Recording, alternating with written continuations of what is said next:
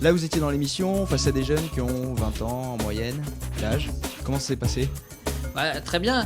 Ce qui est bien quand on a 20 ans en fait et qu'on n'est pas connu, c'est qu'on peut vraiment ouvrir sa gueule, vraiment parce qu'on a quelque chose qui nous rebiffe ou parce qu'il y a quelque chose qui nous dérange. L'injustice ou le truc qui est pas normal.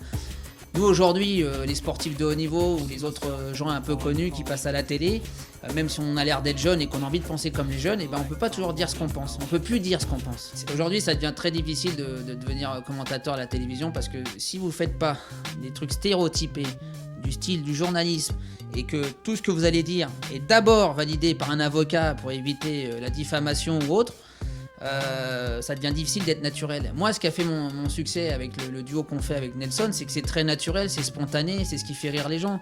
Si aujourd'hui il faut commencer à savoir, à réfléchir ou à faire valider ça par un avocat avant même de le sortir, je préfère rester à la maison et arrêter ces conneries-là. Là, vous étiez avec des jeunes de 20 ans. Je me disais, Philippe Candeloro, à 20 ans, il était déjà dans les championnats à un niveau qui était international. 20 ans, c'était déjà international pour vous. C'était le début. Ouais, 20 ans, déjà je me tapais des meufs. Ouais. Ou c'est des meufs qui me tapaient, comme on dit. Mais c'était pas les prostituées, elles étaient pas mineures. Mais c'était la bonne époque parce que justement, on n'avait rien à perdre, quoi. C'était encore même mieux entre 15 et 18 ans. Nirvana, je mettais ça à fond dans l'Alpine Turbo que j'avais acheté où j'avais mis un kit carrosserie de mes propres mains et tout. Mon frère avait peint avec un autocollant Playboy sur le capot et le truc Oxbow derrière et tout. Mais voilà, j'allais faire le cacou et je mettais la musique de Nirvana à fond dans la caisse et puis j'avais l'impression d'être un pilote de Formule 1, quoi. Ce qui était difficile, c'est que je me tapais 6 heures de sport par jour. Et 3 heures de scolarité, donc c'est des journées de 9 heures, t'es à 7 heures sur la glace et tu rentres chez toi, il est 7 heures. Hein. Ça fait des longues journées de 12 heures où t'es constamment à la patinoire. Donc tu vois très peu tes parents, très peu tes frères et sœurs, t'as que les week-ends pour toi. T'as des avantages, c'est que t'es dans un vestiaire mix et tu parles avec des gens plus âgés que toi. C'est eux qui font ton éducation quelque part. Et puis à un moment donné, entre on va dire partenaires d'entraînement, t'as tes relations sexuelles, tu apprends sexuellement, c'est très ouvert, c'est très open. Alors il y a déjà une chose, c'est que moi j'étais un peu le jeune coq de mon club, donc quelque part je pense que les filles étaient plus attirées plus rapidement vers moi, et puis moi forcément je pense que j'ai su en profiter. Dans mon milieu c'était presque facile d'avoir des meufs, et la difficulté c'était d'aller en choper quelques-unes à l'extérieur de mon milieu, parce que je me suis dit, est-ce que c'est parce que je suis mignon ou c'est parce que je suis champion? C'est dur d'être un mec, par exemple, sur une patinoire? Ah ouais, on a toujours cette image déjà, bon, le patinage artistique a une connotation un peu, entre guillemets, sport de tapette, comme on dit.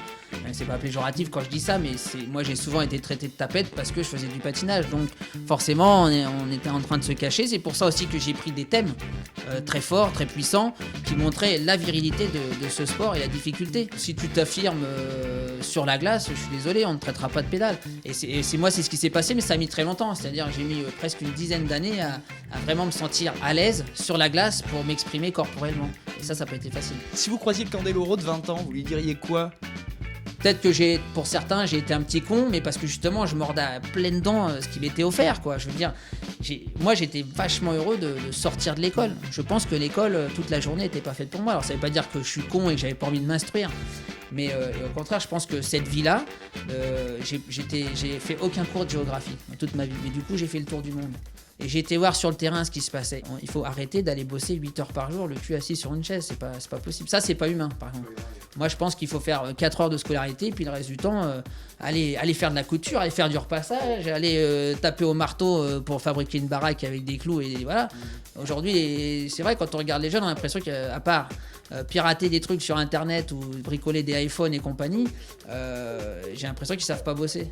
Voilà. Moi, je pense qu'il faut s'ouvrir l'esprit et savoir faire plein de choses.